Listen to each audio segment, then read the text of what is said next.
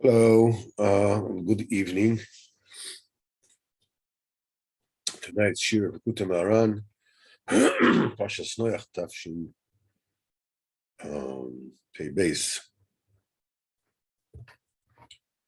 So basically, after we have touched upon the fact that there is a seal which is made by the admonishers, the people who are in charge of admonishing the generation.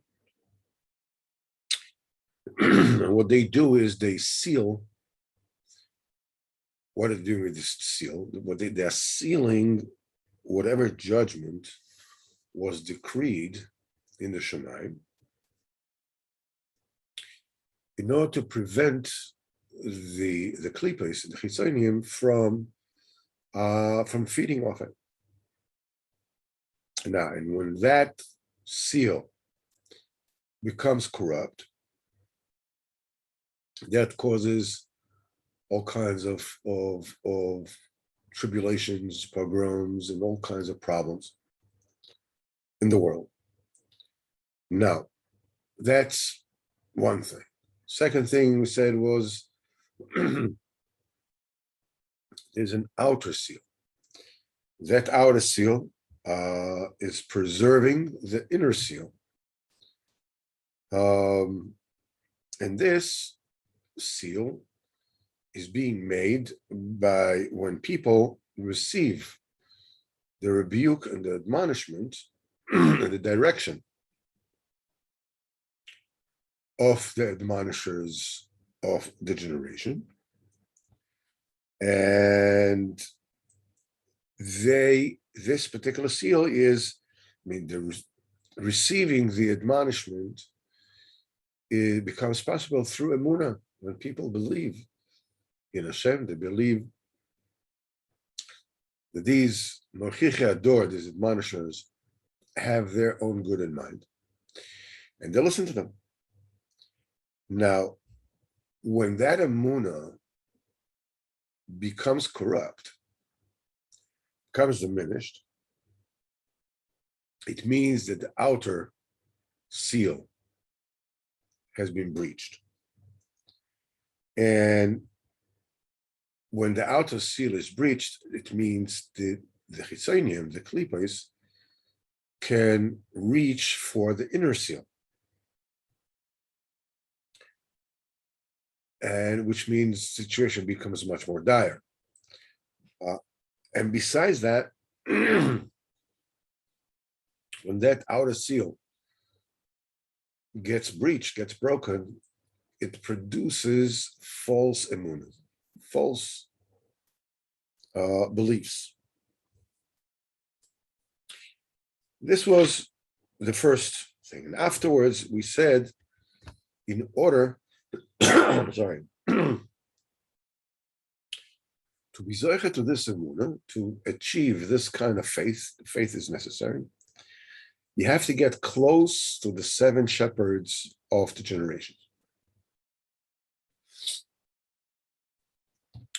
The flock of those shepherds is the emunah. Their job is to grow emunah. Their emunah grows. Now, in order to come close to them, you need azus the kedusha. You need boldness that comes from holiness, as opposed to boldness that comes from the tuna. And we said that the way that you actually achieve this kind of emunah, this kind of holy boldness, is with voices of bold voices. Any voice bichlal is boldness. Somebody goes to a concert and the orchestra goes, sort of like tuning their instruments. Then comes the conductor And then we go, and he comes and he stands on the podium and be quiet. Imagine somebody goes, what's going on? What do you mean? What kind of boldness is this? The Kodesh Baruch Hu is here.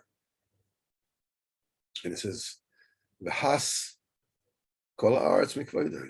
The all existence has to become silent just from the awe of HaKadosh Baruch Hu. When you're standing in front of a great person, you keep quiet. It's elementary. So the voices in and of themselves represent boldness. Because a voice and calling out basically means, look at me. You know, I'm here. I'm somebody. I count. This is what I want. This is what I have to say. And so forth and so on. So we said that there are different kind of voices that represent the boldness, and not only that, they are the tools with which you achieve boldness of Kedusha. Azus the Kedusha. It is crying out to HaKadosh Baruch Hu. It is singing. It is sighing. Just you sigh to HaKadosh Baruch Hu and says, you know, look at me. I did it again.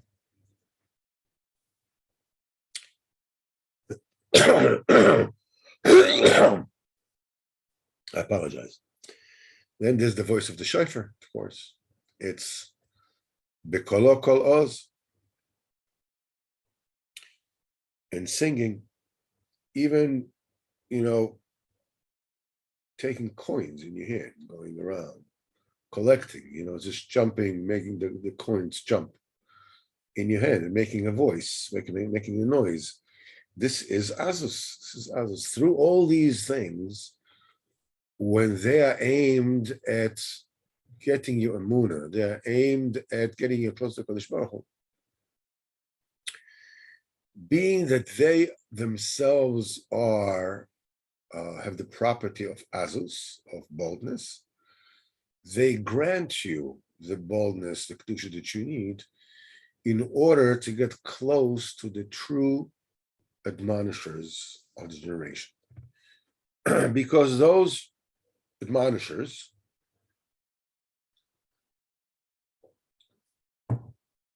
the path that leads to them is barred by people that want the cover to themselves. They want you to listen to them. They want you to be considered, you know, to be considered their chassid, their person, their supporter, their whatever it is. Why do they want this? On account of what? By what right? The answer is, sorry, they want it through Azus, the Sitra Achra. A boldness, like a bold fist, like a dog. Dog wants, that's it. It barks once. They have no right. They have no right. In order to cut through the gauntlet of these azeponim in generation and get to the seven shepherds, you need boldness b'kedusha. We said that you always, whenever it is that you do, when you decide not to press your case, and getting close to Kadosh Baruch Hu. Because you're embarrassed from the people, or because your own body gets in the way and it is bold, it is hard. It doesn't let you get up to a minyan. It doesn't let you daven b'koyach.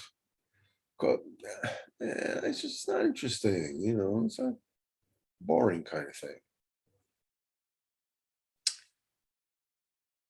And you have to break this. You have to break this boldness, this flintiness, this rigid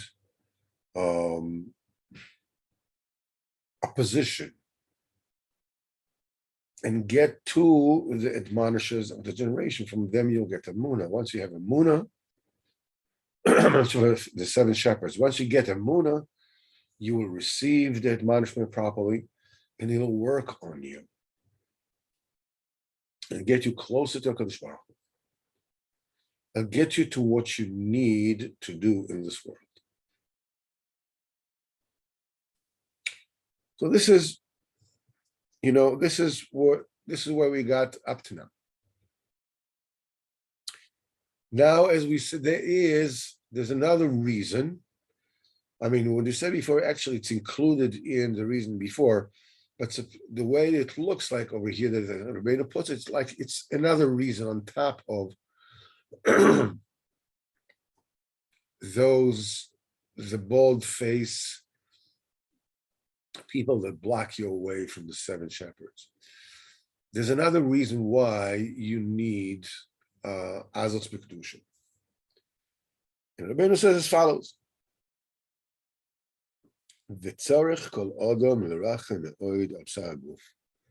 every person has to have great mercy, great compassion for the flesh of his body. What does it mean? It doesn't mean going to a spa, getting a facial or whatever it is. What it means to have Rahmanas for the flesh of your body, Rabbeinu says, Laharo Yisloi Mikole Oro Umikola Sogo Shaneshama Maseges.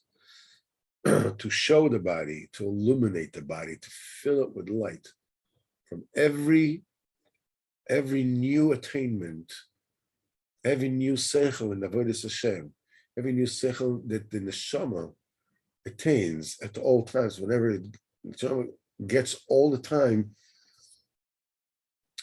supernal lights and asagas and understandings.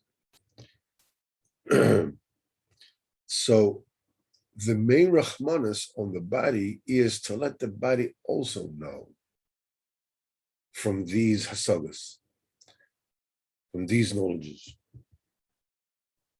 Bivchinas, as they says, Mibsarcha lo tisalim, from your own flesh, don't avert your eyes from your own flesh. Al pipshat, it says, those are your relatives, whatever it is, don't close your eyes. If they need help them out. But who is a greater relative of your neshama than your own body? So don't overlook it, and don't have true rachmanas and show the body the light of the neshama gets. From your own flesh, meaning don't avert your eyes from having compassion, having rachmanas on your own body. The body, the flesh of your body, because you have to have great compassion for the body. And what you need to do is you need to cleanse it. You need to purify the body. Because as we said, you have to purify the body in order to be able to let the body know from all the amazing yedias and the sagas and levels the neshama merits at all time. He says because the neshama And it says here, it says that it seems that Rabbeinu's holy kavana was, to let your body know means also to let your nefesh know, to let your awareness know. The neshama is the part of you that gets all these asagas, gets all these ha'aras, without you realizing what you're actually seeing. The idea is to illuminate to yourself, to your own nefesh, to your own nefesh, and the koyach hamadama, the awareness. They're also considered the body of the neshama. They're all levushim. They're all garments. So neshama will be able to operate in this world, but the neshama itself, only the lower tip of the neshama is actually in the body. Most of the neshama is outside the body. What's in the body is the nefesh and the ruach. It means your life force and your spirit, and the awareness that's contained in the spirit. The main akuda again is to let the neshama know. The neshama should let your body, anything that is pchinas levush to you, should let it know from what it actually gets, because the neshama and what it sees is hidden from a person. And it says the neshama sees tremendous things all the time, but the body doesn't know anything from them, has no idea.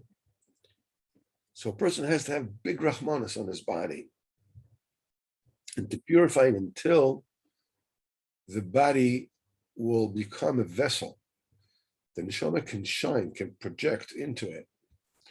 The asagas, the attainments, the ideas, the kedusha that is able to see, in order to let him know, let the body know everything that it sees at all times.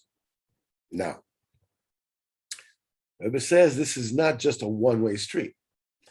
This is something that works in both directions. When the body is in that bechina, the body is purified. This is a big toiva for the neshama. Why? What the neshama gets from this? When it says sometimes the neshama falters, it drops down from its madrega. It happened. And when the body is pure and is clean and it's enlightened, the neshama can get back to its previous stature by using the body. In other words, when the body is pure and the body is clean and the body is enlightened, and we're talking about not just the flesh, we're also talking about the nefesh and the ruach, the awareness, the imagination, it's clean. So what happens then that through the bodily enjoyment, now listening to music or doing a mitzvah and having a noah from that, suddenly the enjoyment of the body, flesh, nefesh and ruach, can actually elevate the neshama back to its previous position. He says, because since the body is also good, it's also kosher, the body does not get snatched, does not get trapped in the pleasures. That enables the neshama to use those pleasures in order to get back to its previous madriga, to its own pleasures, which is the light of Hashem. And also, says Rabbeinu, through the imprints that there are in the body, through the fact that the neshama shone into the body before, and whenever a godly light visits, l'havdil elfafei avdolos, whenever a tumadik thing visits, and it goes away, it leaves an imprint. You're not the same anymore. So a body that the neshama had already shown into it, its previous asagas before, through those imprints of previous illuminations that the neshama illuminated, now the neshama that faltered from its madrega can remember and climb and get back to its madrega. And that's, Rabbeinu says, this is how Rabbeinu explains the pasuk, Mibsari echazeh Eloka. From my own flesh, I will envision Hashem. The Poshet of Pshat, that you take a look at your own body, and you take a look what a marvelous creation it is, what a great machine it is, and you understand, who can make that? Who created that?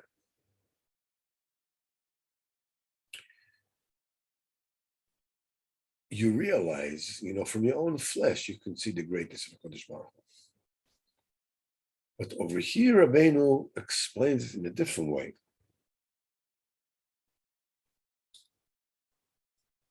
It says that through the flesh, mibsari daika, hainu de bsara gufi chazeluka.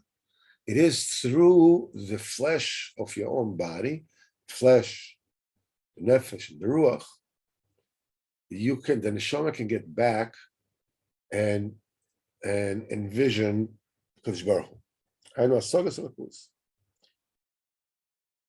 means that a person while he is in his body will see and will envision tremendously supernal hasagas that neshama is able to grasp at all times.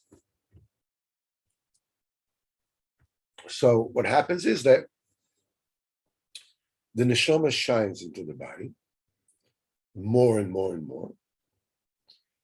That through these illuminations, the body is purified. Then the body can actually, help the neshama get back. If the neshama gets tired, it falters. And besides that, the body suddenly becomes a vessel in which the neshama itself can shine while you are still alive in your body. The neshama doesn't have to separate from the body in order for you to realize what the neshama is seeing all the time. But in your body itself, you're already able to have these asagas. And it says this is only, when the body is clean from tivus. But when the body has boldness, when the body has azus, and the dogs are bold, the neshama cannot trust the body to get close to the body and to let the body know from all the asagas that the neshama attains, because it might get entrapped. It might get entrapped in the boldness and the strength of the body, because the body is very, very, very strong and very, very tough. in the timeless. When the body is bold, it's plagued with boldness, which means it is not purified from its tivus, from its cravings, and it's very strong in these cravings, and it follows those cravings. The neshama cannot possibly let the body know from its asanas. So what do? For this, you need azaz de kedusha. You need holy boldness. Now, these voices that we said before, of course, the kedusha, the sighing, the crying, the music, calling out to Kadosh Baruch Hu, kol shofar. All these things, they have the property, the propensity to break down this toughness of the physicality of the body. So it becomes more pliant, so it becomes more capable of receiving the light of the neshama. That's the kedusha, these voices, through this, you break down the boldness of the body. As Chazal said, a sigh, a deep sigh, breaks the body of a person. We say a sigh is one of those voices, azaz the kedusha. When you break the azaz and the boldness and the assertiveness of the body, through this, the neshama can come close to the body, and he won't get entrapped there in the pleasures of the body. And the Rebbe says here, "V'zeh b'chinas mikol amchosi," from the sound of my sigh, davka atzmi lebesari. From the sound of my sigh, my bone has adhered to my flesh. Atzmi is not just from the word bone, etzem, but actually the word etzem is bone, is actually also the word self, my real self. My real self is the neshama. My flesh is my body, it's my nefesh, it's my ruach. From the voice, from the sound of my sigh, that I'm saying, how far am I from Kadosh Baruch Hu? What that does, that enables the coming together, the coming close of my real essence, who I really am, which is my neshama. It can come close to my body and not get trapped in the tightness. He says, Ki atzmi hi neshama, my essence, my bone. She etzem adam, that's the essence of a person. Ki iker atzmi adam, the main essence of a person. Mashanikra etzel adam ani, that which a person calls I. When you call I, you're talking about the neshama. That's the neshama, that's the etzem, that's the essence that exists forever. But because of the boldness and the strength and the material toughness of the body in its tightness, the neshama, which is the essence of a person, is far from his flesh, is far from his body, is far from his awareness and his feelings. But it is through a koil anocha, a voice of a sigh, that is actually azaz the kedusha. It looks like, nebuch, when you oi, what oi, so who says oi? Somebody, when are you sighing? When you can't. But nevertheless, it's azaz the kedusha. We'll talk about that. That breaks down the toughness of the body. ואז מתקרבת העצם לבשר. Then the essence gets close to the flesh. In other words, the neshama gets close to the body. Then it is able to let the body know from the enlightenment and the asogas that it gets.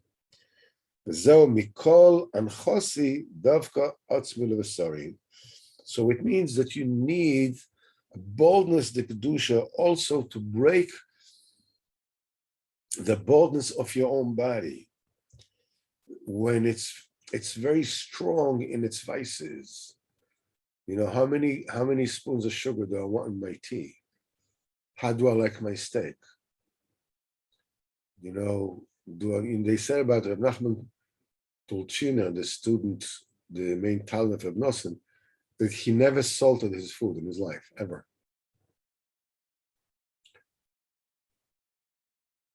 So even getting to after a fast,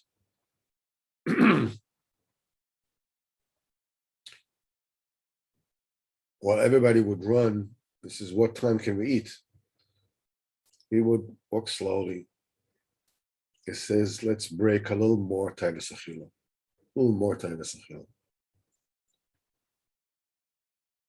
And when you have this azak dusha and you are able to break the boldness of the body, through this the neshama will let the body know what it attains. So you have two things. First of all, you'll be able to overcome, the famous,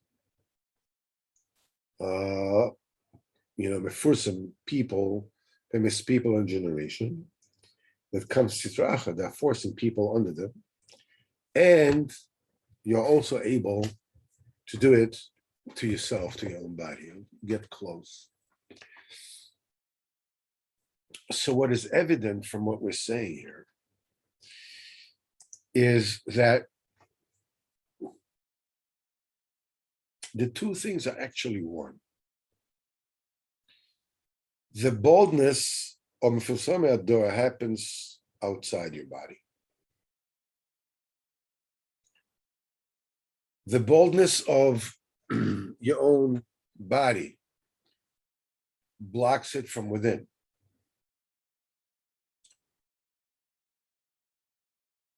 What happens is that the same way that when you break the boldness, the strength, the toughness of the body,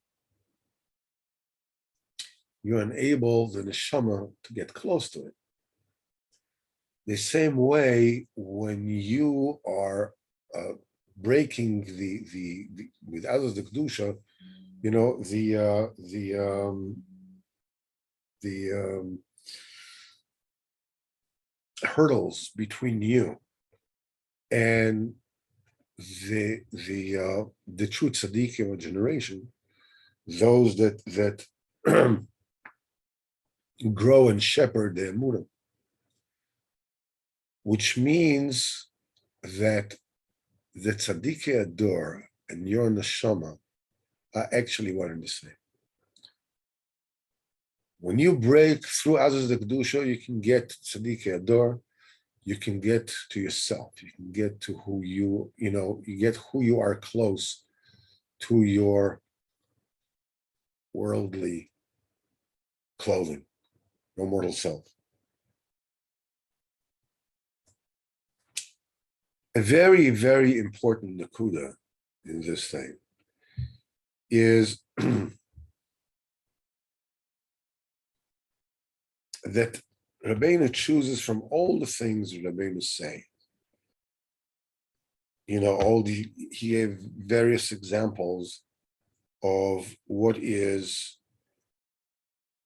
voices of boldness.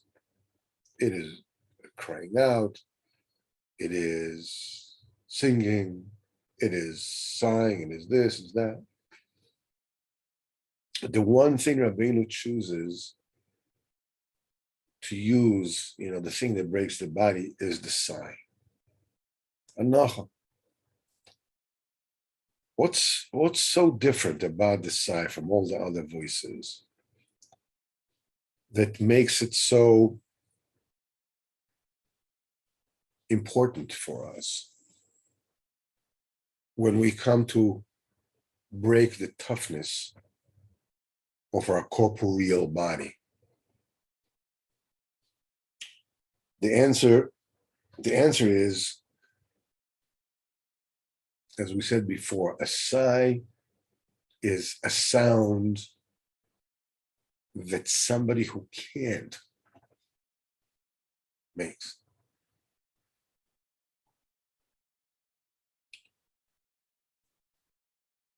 As we said before, a sigh is the sound of a loser. But Rabbeinu says there's another aspect to that particular sound, to a sigh. A sigh means you still care. You may not be able to overcome your cravings and your vices, but the fact that you sigh means you still care.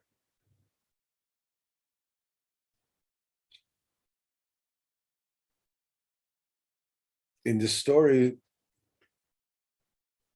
of the 7 beggars, in the very beginning, Rabbeinu says that there was a king that gave his kingdom to his son while he was still alive. The whole story there. And that son loved philosophical musing and chokhmas. So everybody wanted to come close to the king. Everybody wants something from the king. So everybody came with different kinds of chokhmas and philosophies and whatever it is. And slowly, they dragged the king with them. And Rabbeinu says that every now and then, since the king, the new king, he was good in his essence, every now and then he would catch himself and say, what the heck am I doing? What's going on?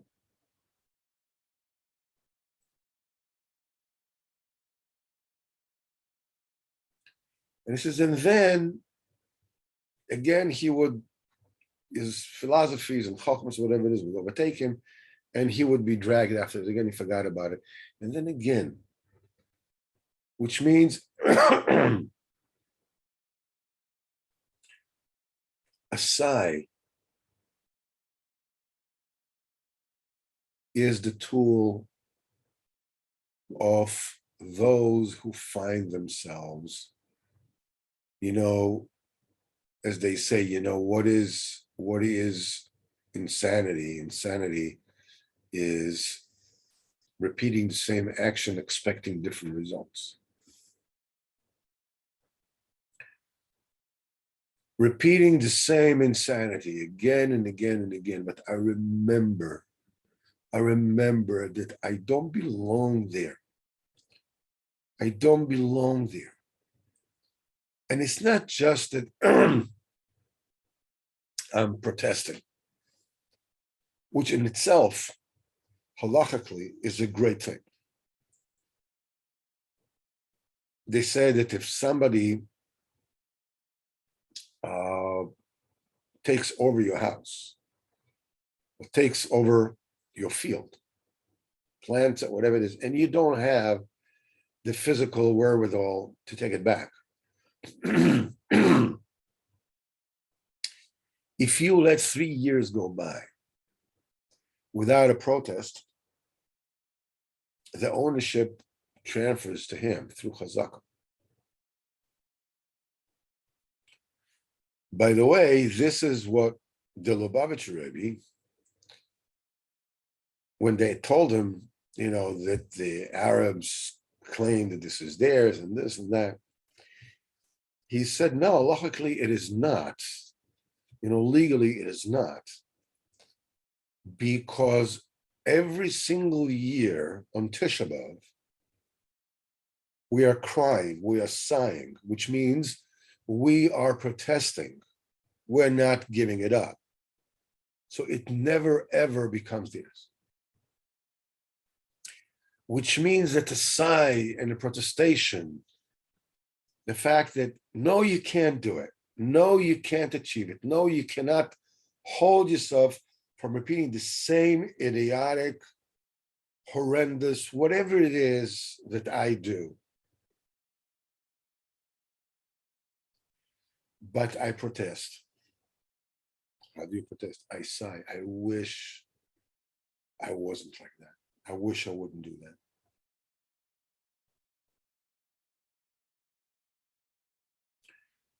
What it does, it's not just a singular, beeps, I'm still alive. I haven't given it up.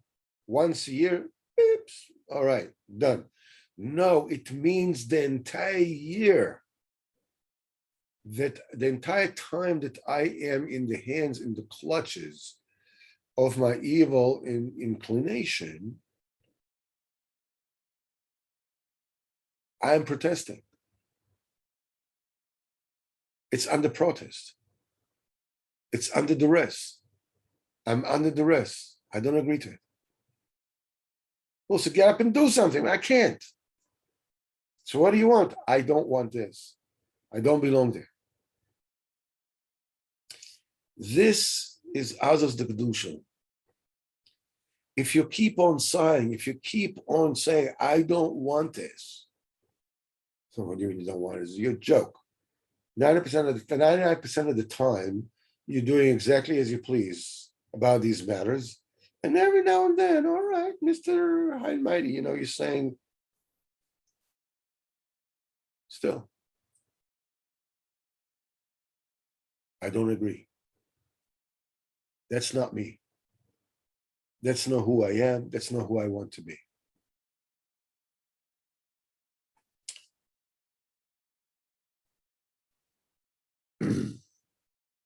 Bezat Hashem, we will continue with this Torah next week. We'll end here. And I want to wish each and every one of you a good Shabbos. Bezat Hashem, Motzei Shabbos, we'll meet again for Sipur Baal Shem Tov and Sichas Haran.